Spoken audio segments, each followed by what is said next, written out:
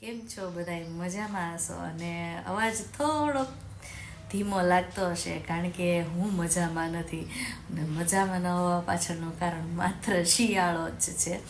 થોડીક તબિયત નરમ ગરમ છે પણ એક અનુભવ છે એ આજે શેર કરવો હતો. અને બન્યું એવું કે એક આઈડેન્ટિટી કાર્ડ માટેની લિસ્ટ હતી અને લિસ્ટને મારે ચેક કરવાની હતી, પણ જેવું હાથમાં લિસ્ટ લીધું એવું તકલીફ એ હતી કે આજે આંખ થોડીક નરમ ગરમ લાગતી હતી એટલે મને અક્ષર ઝીણા ઉકલતા નહોતા. એટલે હું લિસ્ટ હાથમાં લઈ અને બેસી ગઈ. બાજુમાં મારા એક ફ્રેન્ડ બેઠા હતા, એણે કીધું કે કાંઈ નહીં, કે લિસ્ટ ચેક ન થાય કાંઈ નહીં, પણ એ કે હાથમાં લઈને બેહો તો કોકને એમ થાય ને કે જો હેતલબેન કામ કરે છે. એટલે મેં એને હસતા હસતા જવાબ આપ્યો કે મારે પણ કોને દેખાડો કરવો કે હું કામ કરું છું એમ. મને એવો કોઈ શોખ નથી કે હું કોકની સામે મારી સારી છાપ ઊભી કરું, ખોટી સારી છાપ કે હું કામ નથી કરતી, માત્ર દેખાડો કરું કે જો હું કામ કરું છું. એટલે મેં એને કીધું કે મારો વિચાર એવો હોય છે કે મને સામા માણસ સામે ખોટી છાપ ઊભી કરવાનો એક ટકો શોખ નથી. હું એવા ઘણા લોકોને ઓળખું છું કે જે લોકો આમ કાંઈ કરતા ન હોય પણ કોઈ એવા વ્યક્તિને જોવે ને એટલે તરત કામ કરવા માંડે અને એવું સાબિત કરે કે જો અમે કેટલું કામ કરીએ છીએ. એની જગ્યાએ મારું એવું છે કે મારું મન હોય ત્યારે હું ચોક્કસથી કામ કરતી જ હોઉં છું. કોઈને દેખાડો કરવા માટે તો હું એક ટકોય કામ કરું નહીં.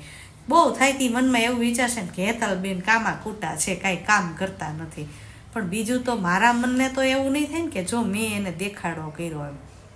એટલે મેં એને ચોખ્ખું કીધું કે મારી લાઈફમાં એ વસ્તુ આવતી જ નથી કે હું સામા માણસને દેખાડો કરું કે હું જો કેટલું કામ કરું છું.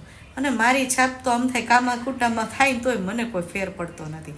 ઓલા વિડીયોવાળા બેન છે ને એ બોલે ને એ જ સ્ટાઇલ છે કે આપણા ઘરે કોઈ આવીને અનાજ નાખી જવાનું છે, આપણા ઘરે આવીને કોઈ કાંઈ કામ કરી જવાનું છે. એ બેન એમ કહેતા હોય છે કે તમે વિડીયો બનાવવાથી શા માટે શરમાવો છો એમ. પણ અહીંયા વાત એવી છે કે દુનિયા માત્ર આપણને બહુ તો બે સારા શબ્દો કહે, આપણા દુઃખમાં એ દુઃખી નથી થવાના. એટલે કોકને સારું લગાડવા માટે તો એક ટકોય મને શોખ નથી કે હું મારી સારી છાપ ઊભી કરવા. હા, ઉપરવાળો જોવે છે ને એટલું જ ખાલી યાદ રાખવાનું કે હું જે કાંઈ પણ કરું છું ને જોવાવાળો ઉપરવાળો છે. એટલે લોકોને સારું લગાડવા માટે આપણે જે કરીએ છીએ ને દેખાદેખી, એ બહુ ખોટી છે. પણ મને આ વસ્તુ અત્યારે એ જ વિચાર આવ્યો કે લોકો કેવું વિચારે એમ કે આપણે કોકને ખોટો દેખાડો કરવા માટે કામ કરવાનું.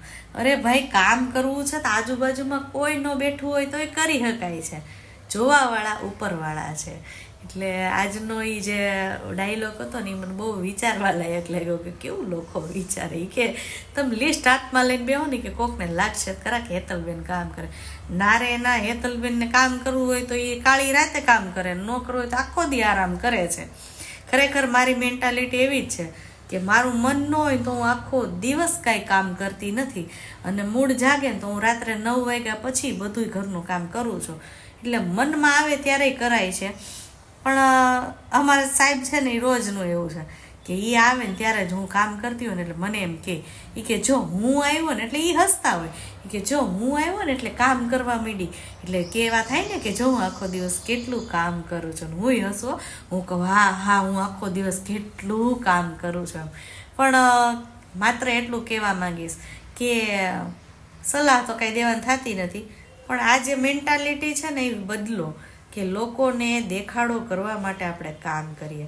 અને મારી આજુબાજુમાં હોય તો કેટલાય મેં જોયા છે કે માત્ર એ દેખાડો જ કરતા હોય, આમ કાંઈ ન કરતા હોય. જેવા કોઈક એવા વ્યક્તિ આવે ને એટલે એ ચાલુ જ થઈ જાય કામ કરવાનું નામ.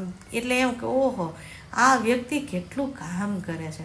પણ મને એમ થાય કે એવું કરવાથી શું ફાયદો થવાનો? ઓલા ભાઈ કાંઈ એને ઘરે જઈને કાંઈ હોના રૂપાને ઢગલા જ નથી કરી આવવાના. બહુ થાય તે મનમાં એવું વિચારશે કે આ કરે છે ને ઓલું નથી કરતા. પણ પોતાના મનને રાજી રાખો. અહીંયા મેઇન વાત મારી એટલી જ છે કે પોતાના મનને રાજી રાખો ને પોતાના માટે કામ કરો, કોકને દેખાડો કરવા માટે નહીં. તો આટલું જ કહેવાનું આજ તો થતું હતું.